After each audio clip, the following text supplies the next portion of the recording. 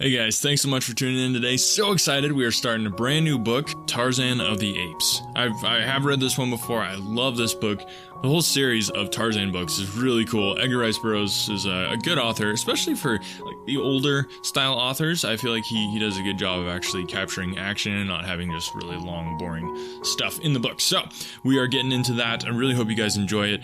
You might have noticed the episodes generally are getting or have been a little shorter than I'd like them to be. I was hoping to be able to put out like an hour of content a week, but just with everything that I've got going on, this is just a labor of love. Nobody's paying me to do it, but with the editing and all that sort of thing, I'm just not able to put out that much content, but I want to. So if you or somebody that you know would be interested in helping me edit the podcast, that would be a huge blessing. So you can get in touch with us, anotherworldaudiobooks@gmail.com. That is probably the best way to reach out if you're interested in helping me edit the podcast, or if you know somebody who might be interested. If you're not interested in editing the podcast, but you like to see me put out more content or longer episodes every week, then you can do that by supporting the podcast financially. And that's really easy to do. You can just go to anchor.fm/anotherworldaudiobooks, and all the links are in the show notes. So go ahead and check those out. That's anchor.fm/anotherworldaudiobooks. Just go ahead and go there, and it's really simple to just click on support the podcast. Every little bit helps, and every little bit is going to go toward helping me produce more content for you guys. So now I know I want to get into the audiobook, and I know you guys do too. So let's do it. So without further ado, I give you Tarzan of the Apes. Chapter 1. Out to Sea. I had this story from one who had no business to tell it to me, or to any other. I may credit the seductive influence of an old vintage upon the narrator for the beginning of it, and my own skeptical incredulity during the days that followed for the balance of the strange tale.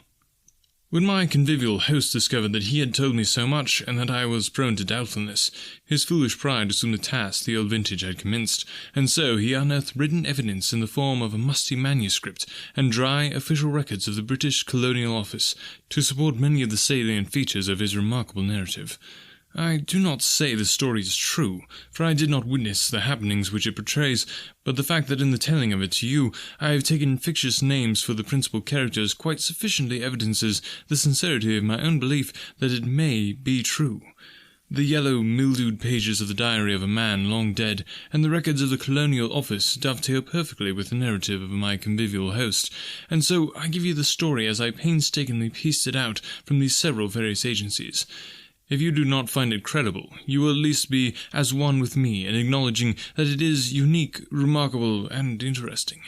From the records of the Colonial Office and from the dead man's diary, we learn that a certain young English nobleman, whom we shall call John Clayton, Lord Greystoke, was commissioned to make a peculiarly delicate investigation of conditions in a British West Coast African colony, from whose simple native inhabitants another European power was known to be recruiting soldiers for its native army, which it used solely for the forcible collection of rubber and ivory from the savage tribes along the Congo and the Aruwimi. The natives of the British colony complained that many of their young men were enticed away through the medium of fair and glowing promises, but that few, if any, ever returned to their families. The Englishmen in Africa went even further, saying that these poor blacks were held in virtual slavery, since after their terms of enlistment expired, their ignorance was imposed upon by their white officers, and they were told that they had yet several years to serve. And so the Colonial Office appointed John Clayton to a new post in British West Africa, but his confidential instructions centered on a thorough investigation of the unfair treatment of black British subjects by the officers of a friendly European power. Why he was sent is, however, of little moment to this story, for he never made an investigation, nor, in fact, did he ever reach his destination. Clayton was the type of Englishman who one likes best to associate with the noblest monuments of historic achievements upon 1,000 victorious battlefields, a strong, virile man, mentally, morally, and physically. In nature, he was above the average height. His eyes were grey, his features regular and strong, his carriage that of perfect, robust health, influenced by his years of army training. Political ambition had caused him to seek transference from the army to the Colonial Office, and so we find him, still young, entrusted with a delicate and important commission in the service of the Queen. When he received this appointment, he was both elated and appalled. The preferment seemed to him in the nature of a well-merited reward for painstaking and intelligent service, and as a stepping stone to posts of greater importance and responsibility. But, on the other hand, he had been married to the Honourable Alice Rutherford for scarce 3 months, and it was the thought of taking this fair young girl into the dangers and isolation of tropical Africa that appalled him. For her sake, he would have refused the appointment, but she would not have it so. Instead, she insisted that he accept, and indeed take her with him. There were mothers and brothers and sisters and aunts and cousins to express various opinions on the subject, but as to what they severally advised, history is silent. We know only that a bright May morning in 1888, John, Lord Greystoke, and Lady Alice sailed from Dover on their way to Africa. A month later, they arrived at Freetown, where they chartered a small sailing vessel, the Fuwalda, which was to bear them to their final destination. And here John, Lord Greystoke, and Lady Alice, his wife, vanished from the eyes and from the knowledge of men. 2 months after they weighed anchor and cleared from the port of Freetown, a half-dozen British war vessels were scouring the South Atlantic for trace of them or their little vessel, and it was almost immediately that the wreckage was found upon the shores of St. Helena, which convinced the world that the Fuwalda had gone down with all on board, and hence the search was stopped ere it had scarce begun, though hope lingered in longing hearts for many years.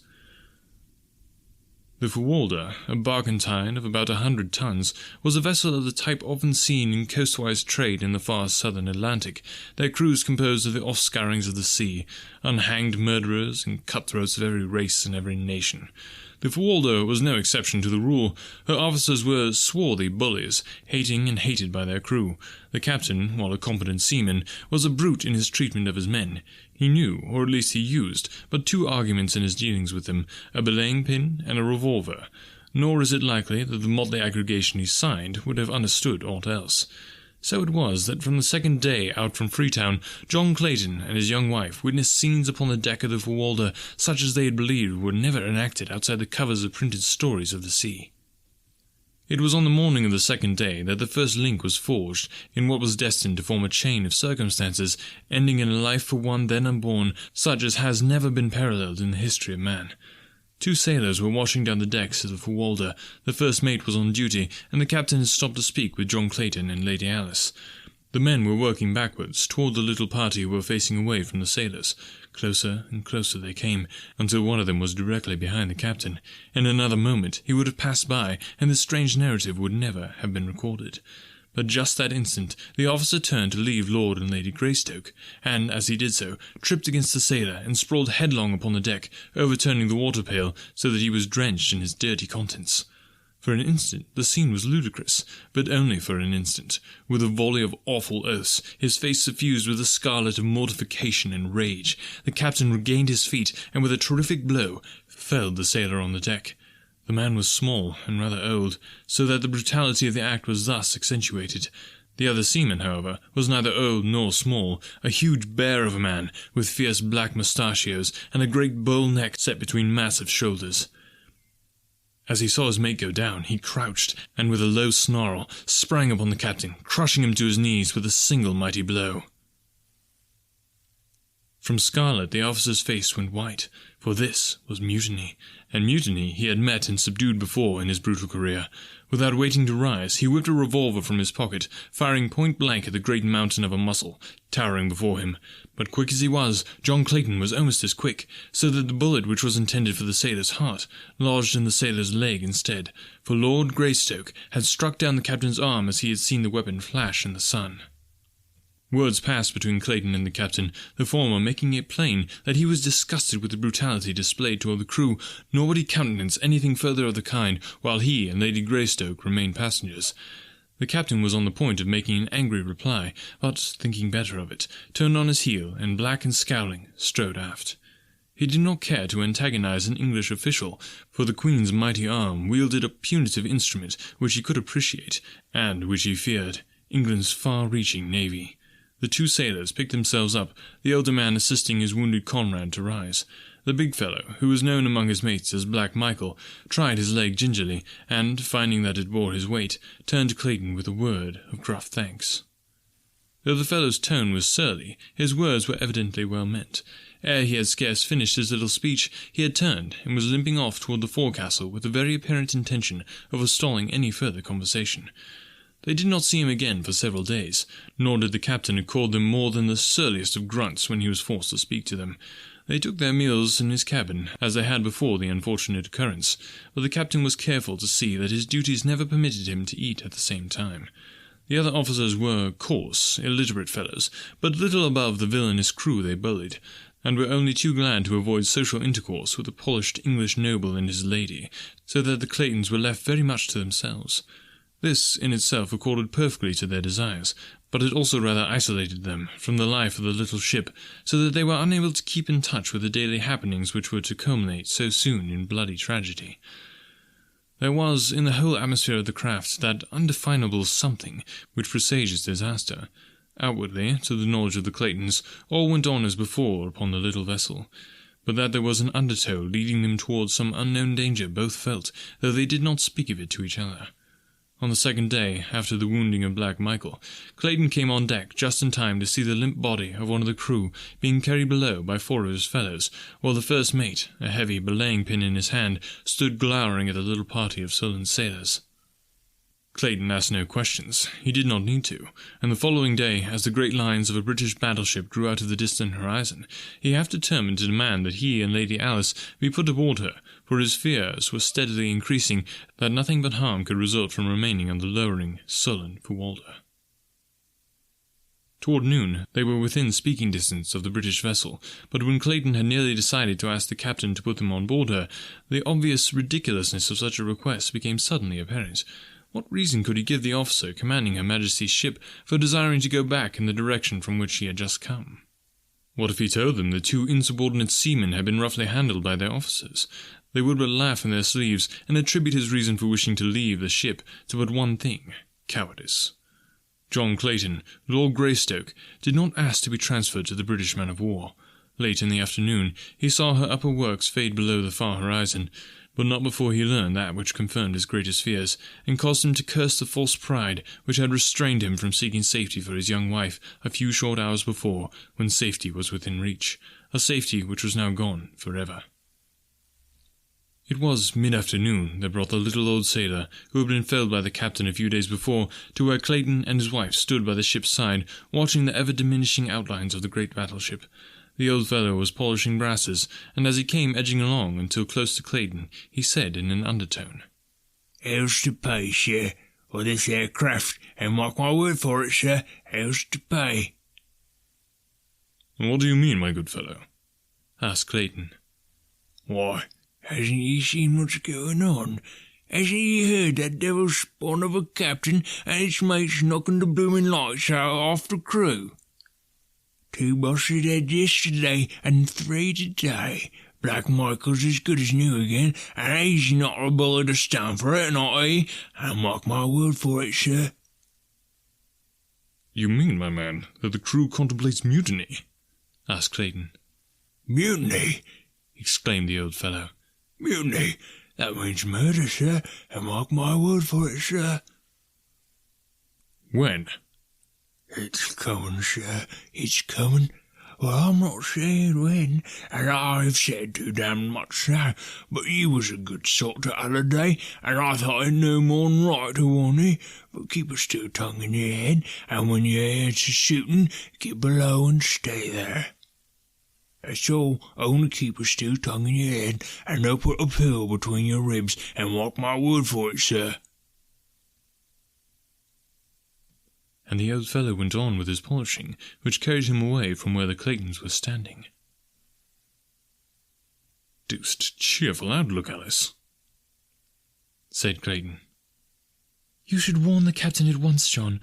Possibly the trouble may yet be averted," she said. "I suppose I should, but yet from purely selfish motives I am almost prompted to keep a still tongue in my head. Whatever they do now, they will spare us in recognition of my stand for this fellow Black Michael, but should they find that I had betrayed them, there would be no mercy shown us, Alice." You have but one duty, John, and that lies in the interest of vested authority.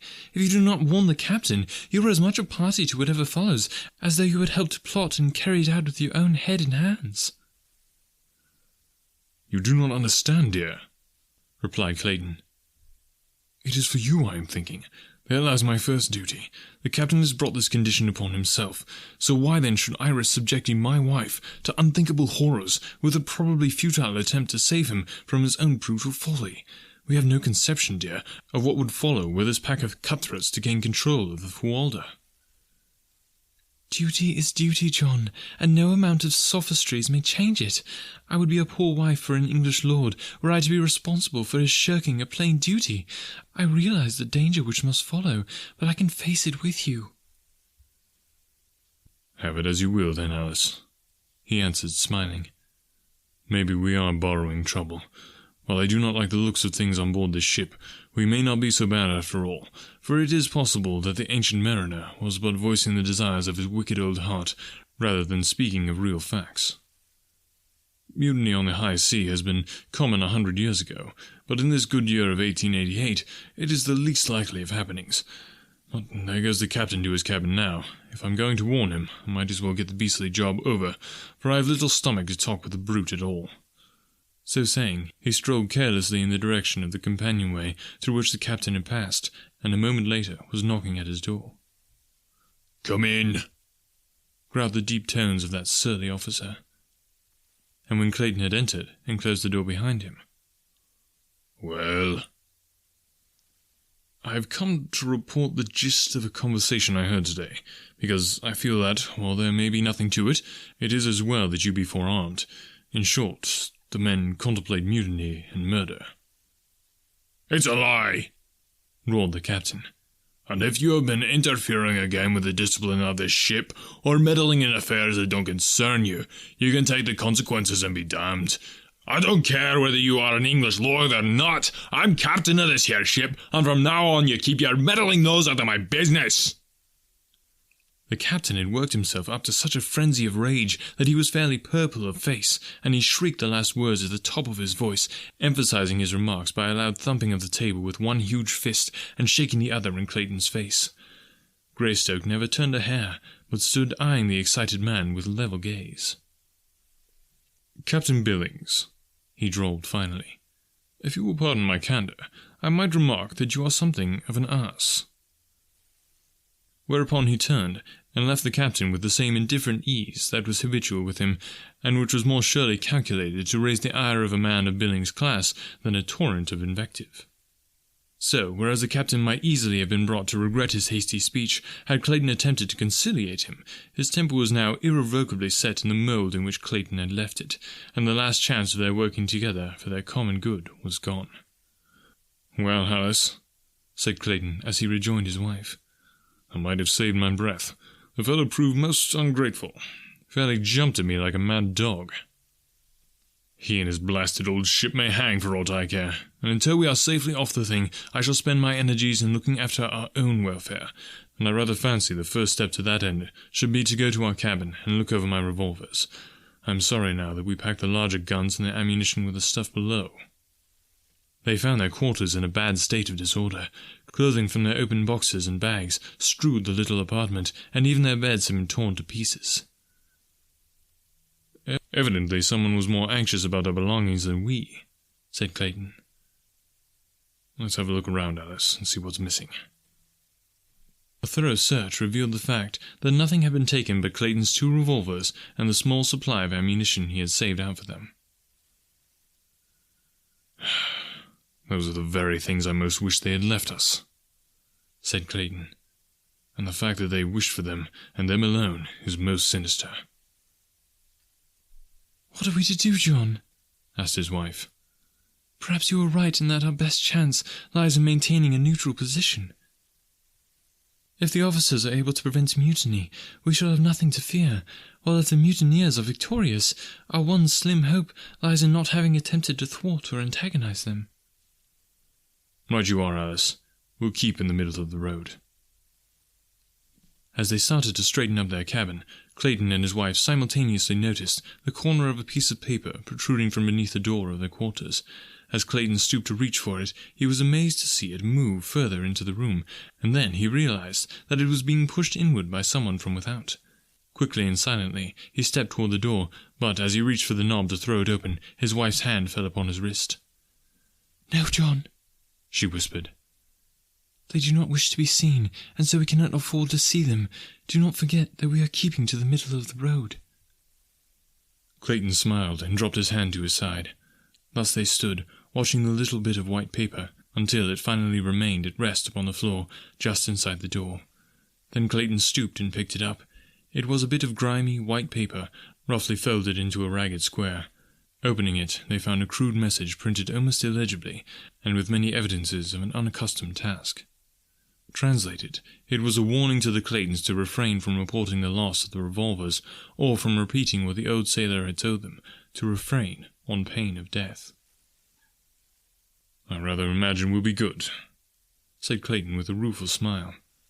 "About all we can do is sit tight and wait for whatever may come." Chapter 2.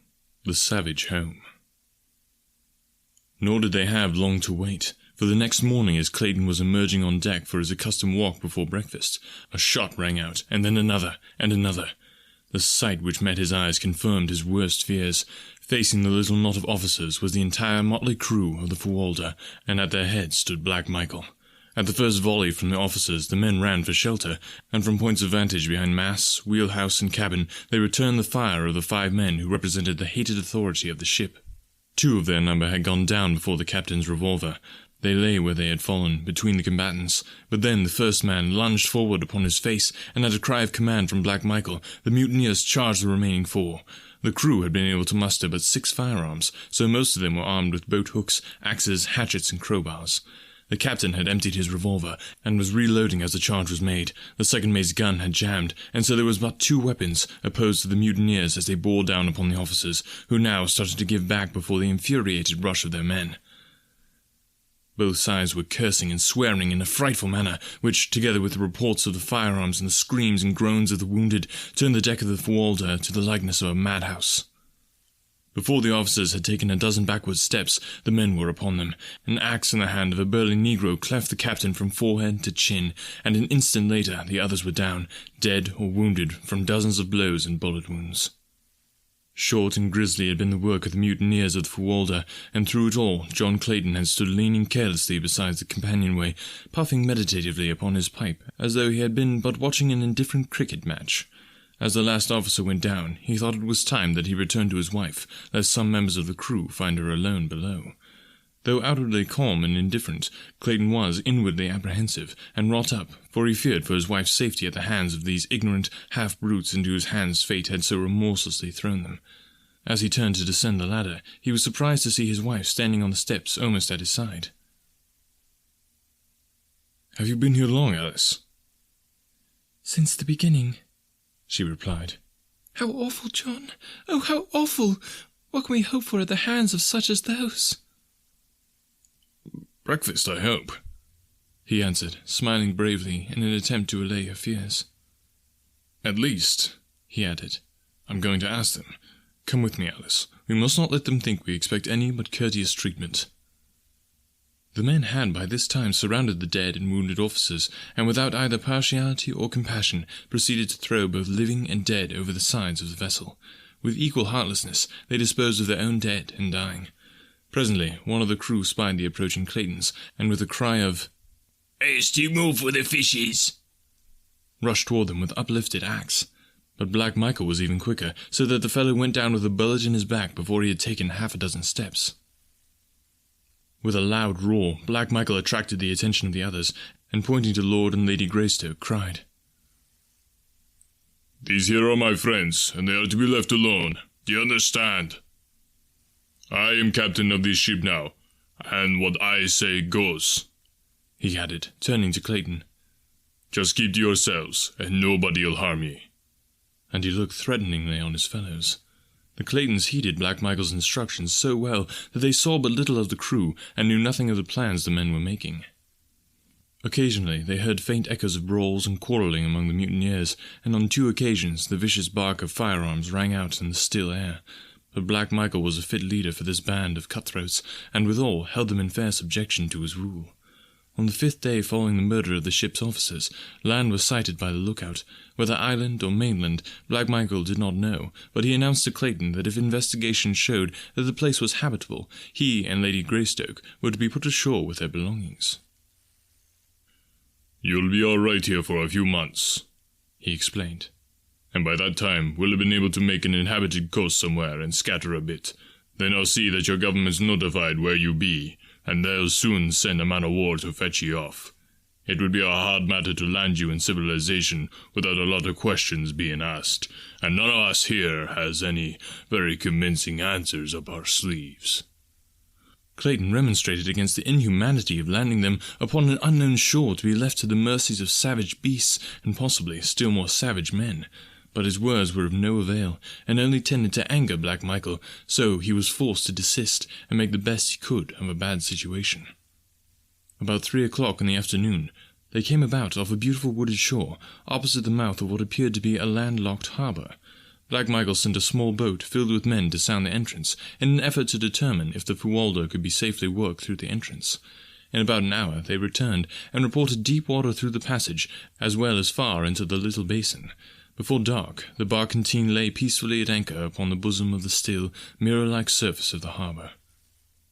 The surrounding shores were beautiful, with semi-tropical verdure, while in the distance the country rose from the ocean in hill and tableland, and was uniformly clothed by primeval forest.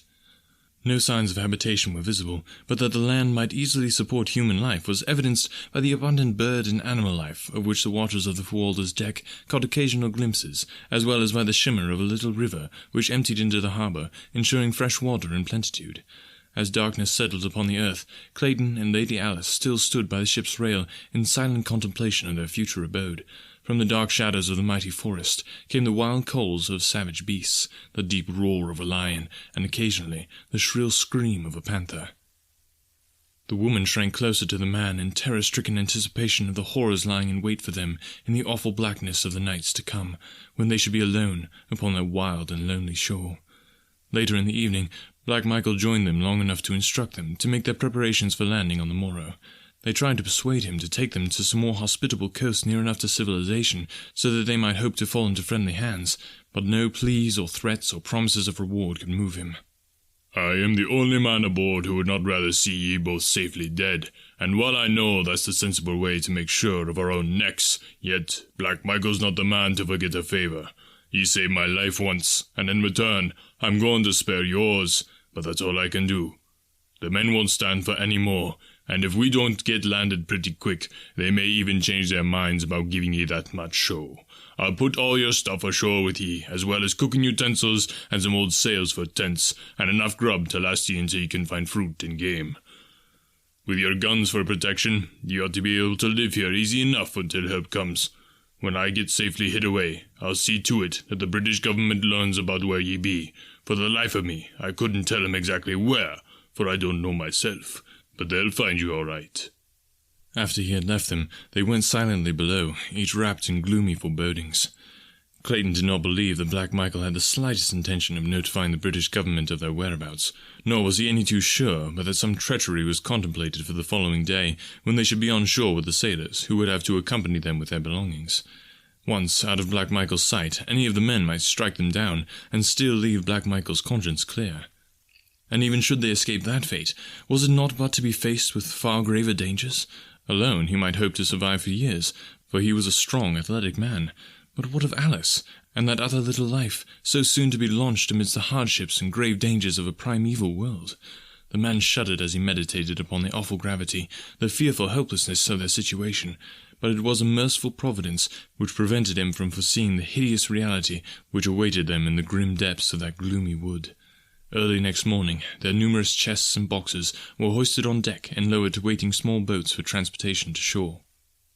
There was a great quantity and variety of stuff, as the Claytons had expected a possible 5 to 8 years' residence in their new home. Thus, in addition to many necessities they had brought, there were also many luxuries. Black Michael was determined that nothing belonging to the Claytons should be left on board. Whether out of compassion for them, or in furtherance of his own self-interests, it would be difficult to say. There was no question that the presence of property of a missing British official upon a suspicious vessel would have been a difficult thing to explain in any civilized port in the world. So zealous was he in his efforts to carry out his intentions that he insisted upon the return of Clayton's revolvers to him by the sailors in whose possession they were. Into the small boat were also loaded salt meats and biscuit, with a small supply of potatoes and beans, matches and cooking vessels, a chest of tools, and old sails which Black Michael had promised them. As though himself fearing the very thing which Clayton had suspected, Black Michael accompanied them to shore, and was the last to leave them when the small boats, having filled the ship's casks with fresh water, were pushed out toward the waiting Fuwalda. As the boats moved slowly over the smooth waters of the bay, Clayton and his wife stood silently watching their departure, in the breasts of both a feeling of impending disaster and utter hopelessness. And behind them, over the edge of a low ridge, other eyes watched, close-set, wicked eyes, gleaming beneath shaggy brows. As the Fuwalda passed through the narrow entrance to the harbour, and out of sight behind a projecting point, Lady Alice threw her arms about Clayton's neck and burst into uncontrolled sobs. Bravely had she faced the dangers of the mutiny, with heroic fortitude she had looked into the terrible future, but now that the horror of absolute solitude was upon them, her overwrought nerves gave way, and the reaction came. He did not attempt to check her tears. It were better that nature have her way in relieving these long-pent emotions, and it was many minutes before the girl, little more than a child she was, could again gain mastery of herself. "Oh, John," she cried at last. "The horror of it! What are we to do? What are we to do?" "There is but one thing to do, Alice." And he spoke as quietly as though they were sitting in their snug living room at home. "And that is work. Work must be our salvation. We must not give ourselves time to think, for in that direction lies madness. We must work and wait. I am sure that relief will come, and come quickly, when once it is apparent that the Fuwalda has been lost, even though Black Michael does not keep his word to us." "But, John, if it were only you and I," she sobbed. "We can endure it, I know, but—" "Yes, dear," he answered gently. "I have been thinking of that also, but we must face it, as we must face whatever comes, bravely and with the utmost confidence in our ability to cope with circumstances, whatever they may be. Our ancestors of the dim and distant past faced the same problems which we must face, possibly in these same primeval forests. That we are here today evidences their victory. What they did may we not do, and even better, for are we not armed with ages of superior knowledge, and have we not the means of protection, defence, and sustenance which science has given us, but of which they were totally ignorant? What they accomplished, Alice, with instruments and weapons of stone and bone, surely that may we accomplish also." "John, I wish that I might be a man with a man's philosophy, but I am but a woman, seeing with my heart rather than my head, and all that I can see is too horrible, too unthinkable to put into words." "I only hope you are right, John. I will do my best to be a brave primeval woman, a fit mate for the primeval man." Clayton's first thought was to arrange a sleeping shelter for the night, something that might serve to protect them from the prowling beasts of prey. He opened the box containing his rifle and ammunition, that they might both be armed against possible attack while at work, and then together they sought a location for their first night's sleeping place. 100 yards from the beach was a little level spot, fairly free of trees. Here they decided eventually to build a permanent house, but for the time being they both thought it best to construct a little platform in the trees out of reach of the larger of the savage beasts in whose realm they were. To this end, Clayton selected 4 trees which formed a rectangle about 8 feet square, and cutting long branches from other trees, he constructed a framework around them, about 10 feet from the ground, fastening the ends of the branches securely to the trees by means of rope, a quantity of which Black Michael had furnished him from the hold of the Fuwalda. Across this framework, Clayton placed other smaller branches quite close together. This platform he paved with huge fronds of elephant's ear, which grew in profusion about them, and over the fronds he laid a great sail folded into several thicknesses. 7 feet higher, he constructed a similar, though lighter platform to serve as roof, and from the sides of this he suspended the balance of his sailcloth for walls. When completed, he had a rather snug little nest, to which he carried their blankets and some of their lighter luggage. It was now late in the afternoon, and the balance of the daylight hours were devoted to the building of a rude ladder, by means of which Lady Alice could mount to her new home. All during the day, the forest about them had been filled with excited birds of brilliant plumage and dancing, chattering monkeys, who watched these new arrivals in their wonderful nest-building operation with every mark of keenest interest and fascination. Notwithstanding that both Clayton and his wife kept a sharp lookout, they saw nothing of larger animals, though on 2 occasions they had seen their little simian neighbours come screaming and chattering from the nearby ridge, casting frightened glances back over their little shoulders, and evincing as plainly as though by speech that they were fleeing some terrible thing which lay concealed there. Just before dusk, Clayton finished his ladder, and filling a great basin with water from the nearby stream, the two mounted to the comparative safety of their aerial chamber. As it was quite warm, Clayton had left the side curtain thrown back over the roof, and as they sat, like Turks upon their blankets, Lady Alice, straining her eyes into the darkening shadows of the wood, suddenly reached out and grasped Clayton's arm. "John," she whispered. "Look! What is it? A man?" As Clayton turned his eyes in the direction she indicated, he saw silhouetted dimly against the shadows beyond a great figure standing upright upon the ridge. For a moment it stood as though listening, and then turned slowly and melted into the shadows of the jungle. "What is it, John?" "I don't know, Alice," he answered gravely. "It is too dark to see so far, and it may have been but a shadow cast by the rising moon." "No, John, if it was not a man, it was some huge and grotesque mockery of man. Oh, I'm afraid." He gathered her in his arms, whispering words of courage and love into her ears. Soon after, he lowered the curtain walls, tying them securely to the trees so that, except for a little opening towards the beach, they were entirely enclosed. As it was now pitch dark within their tiny eyrie, they lay down upon their blankets to try to gain, through sleep, a brief respite of forgetfulness. Clayton lay facing the opening at the front, a rifle and a brace of revolvers at his hand. Scarcely had they closed their eyes than the terrifying cry of a panther rang out from the jungle behind them. Closer and closer it came, until they could hear the great beast directly beneath them. For an hour or more they heard it sniffing and clawing at the trees which supported their platform, but at last it roamed away across the beach, where Clayton could see it clearly in the brilliant moonlight, a great handsome beast, the largest he had ever seen.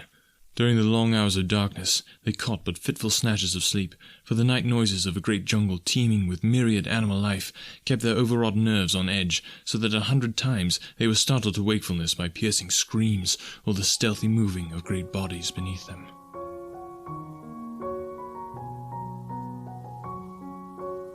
Hey guys, thanks again so much for listening today. Really appreciate you listening to the podcast. And remember to share it with somebody. It's a free audiobook. Why wouldn't you share that with somebody? It helps grow the audience. And, if we grow the audience enough, maybe we'll find somebody who's interested in helping me edit the podcast so I can get you more free audiobooks. Stay tuned for the episode coming up next week. Looking forward to it. Talk to you next time.